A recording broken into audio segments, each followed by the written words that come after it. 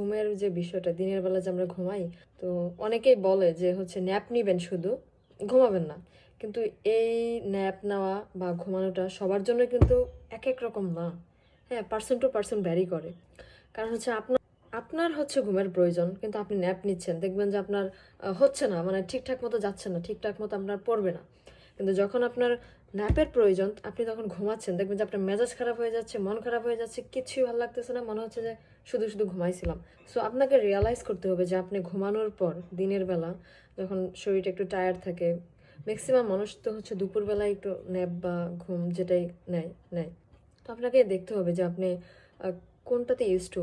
যখন আপনি ঘুমে যখন চলে যাবেন, তাহলে আপনি ঘুমাবেন। দুনিয়া যাই বলুক না কেন, সেটাতে কিছু যায় আসে না। আপনার বডি হচ্ছে ইম্পর্টেন্ট, আপনি হচ্ছেন ইম্পর্টেন্ট, আপনার ক্ষেত্রে আপনিই মূল্যবান।